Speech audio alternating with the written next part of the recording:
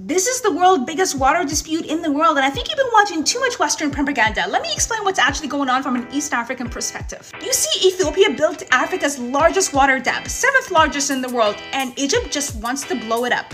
This water dam will provide clean energy to millions of Ethiopians who currently have little or no access to electricity right now. This is very important because Ethiopia's economy has been the largest growing economy in the world, which is verified by the world's central banks. At their rate of growth, they want to move away from fossil fuels and have a green economy, and this is great news for Ethiopia's neighbors. Ethiopia is going to have so much surplus green energy, they'll be the largest energy exporter in Africa. Grow the economy with green energy and be the largest green energy exporter. Sounds like a great plan, right? Well, not for Egypt. Egypt believes that the world's longest river belongs to Egypt, and Ethiopia shouldn't be able to fill up the dam.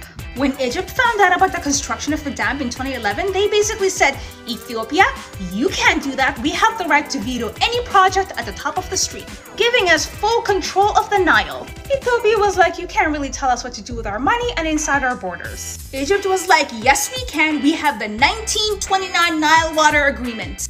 Ethiopia was like, this looks like an agreement between you and Great Britain. Got nothing to do with me. Good luck though. Egypt went to England and they're like, Ethiopia is not honoring our agreement. England was like, well, you're kind of at the bottom of the stream. The Nile is shared by 11 countries. Ethiopia has never been under colonial power.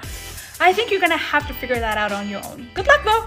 Ethiopia went to its neighbors and said, let's sign our own agreement without Western interference. Everyone was down, well, except for Egypt and Sudan. Sudan is basically caught in the middle. Egypt still doesn't want to share the Nile. The Nile, main source of water, starts in Tana Lake in Ethiopia and it goes downstream to Sudan and Egypt. This is where the dam is built. Egypt goes back to Ethiopia and says, we have the 1959 agreement, now you have to honor that. Ethiopia said, this looks like an agreement between you and Sudan, got nothing to do with me. But looking at this agreement, why do you get 55 million cubic meters of water and Sudan only gets 18? Looks like Sudan got screwed. Ethiopia says, we're all still down to sign a new agreement, you should just join in. Egypt was like, no thank you, so they started planning an attack on Ethiopia. It was aired on national television. They didn't know they were being recorded.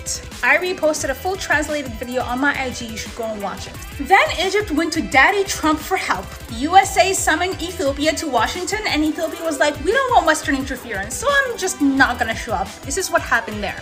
They'll blow up that dam, and they have to do so. And Ethiopia's allies in Turkey, China, and Russia were like, hey Ethiopia, we got you. As of 2 days ago, Ethiopia was summoned to the United Nations and this is what they said.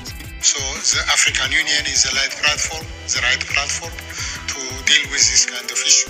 They still believe that Egypt needs to let go of their colonial mindset and sit down with its neighbors to come up with their own agreement. And Egypt started a propaganda campaign against Ethiopia.